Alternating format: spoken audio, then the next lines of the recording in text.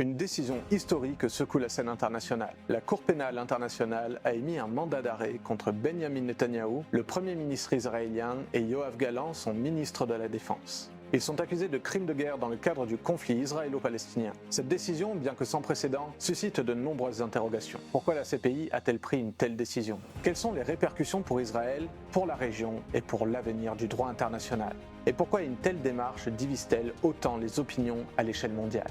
Nous allons explorer 5 points clés pour mieux comprendre cette situation complexe.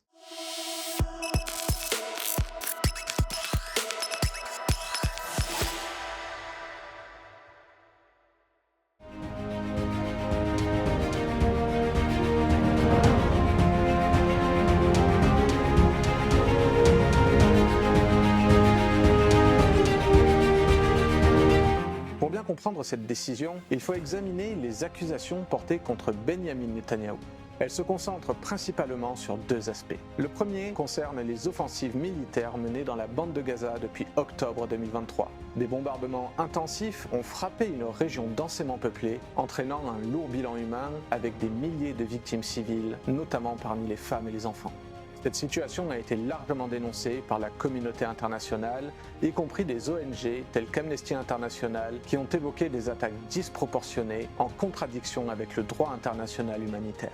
Cependant, cette situation découle d'un conflit asymétrique, dans lequel Israël lutte contre un groupe terroriste, le Hamas, qui se cache au milieu de civils, compliquant ainsi toute action militaire. Le deuxième volet concerne la colonisation en Cisjordanie. Israël y établit des colonies depuis plusieurs décennies, une pratique qualifiée d'illégale par de nombreux observateurs internationaux. Toutefois, pour Israël, cette politique est une question de sécurité et de droit historique sur ces terres et est également soutenue par des considérations stratégiques. La CPI considère cette politique comme une violation des lois de la guerre, mais les interprétations diffèrent sur le statut juridique de ces territoires. En tant que Premier ministre, Netanyahou est accusé d'avoir une responsabilité directe dans ses actions et Yoav Gallant, en tant que ministre de la Défense, est également impliqué.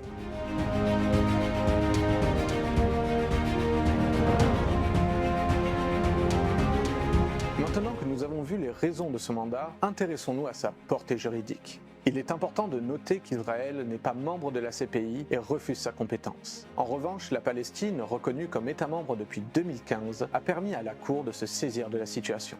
Toutefois, la légitimité de cette reconnaissance est loin d'être universelle et la question de savoir si la CPI peut réellement agir dans ce contexte est complexe. L'application de ce mandat d'arrêt sera extrêmement difficile. Netanyahou, étant en fonction, ne peut être arrêté que s'il entre dans un pays coopérant avec la CPI, une situation peu probable pour un chef d'État en exercice. Cela dit, ce mandat a un poids symbolique indéniable et représente un message fort pour tous les dirigeants impliqués dans des crimes internationaux.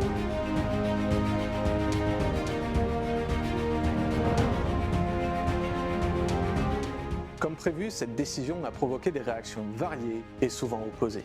Du côté israélien, Netanyahou a qualifié ce mandat de politique, dénonçant une institution qui, selon lui, fait preuve de partialité à l'encontre d'Israël. Les États-Unis, principal allié d'Israël, ont également rejeté ce mandat, soulignant qu'il risquait d'entraver les efforts pour une solution pacifique durable dans la région.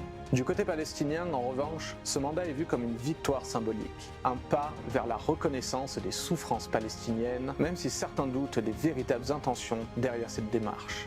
Au niveau international, l'Union européenne adopte une position mesurée, appelant au respect du droit international tout en insistant sur la nécessité de trouver une issue politique au conflit. Des pays comme la Russie et la Chine, de leur côté, dénoncent ce qu'ils perçoivent comme un double standard dans le traitement des conflits internationaux.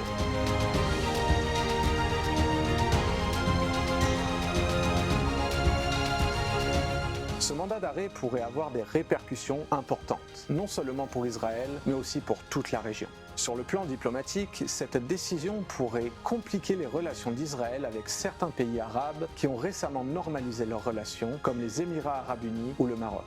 Ces accords ont été bâtis sur une logique d'apaisement, mais l'opinion publique locale pourrait exercer une pression croissante. Cette décision pourrait aussi alimenter la division régionale. L'Iran, par exemple, pourrait utiliser ce mandat pour intensifier sa rhétorique anti-israélienne.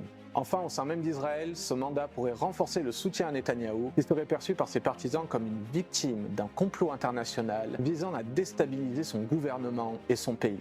Ce climat pourrait encore exacerber les tensions internes déjà présentes dans un contexte politique et social très polarisé.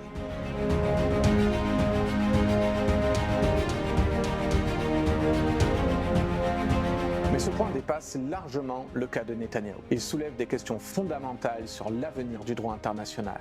D'une part, ce mandat d'arrêt représente une victoire symbolique pour les défenseurs des droits humains, car il montre que même les dirigeants les plus puissants peuvent être tenus responsables. Mais d'autre part, il met en lumière les limites du système actuel. Sans une coopération internationale efficace, faire appliquer de telles décisions demeure un défi de taille. De plus, cela pourrait renforcer la méfiance de certains États envers des institutions comme la CPI, jugées parfois partiales.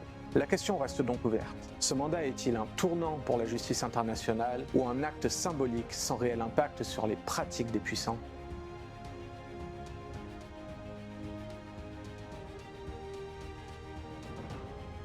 Ce mandat d'arrêt contre Benjamin Netanyahou marque un moment historique, mais soulève des questions complexes. Quelles seront les prochaines étapes ?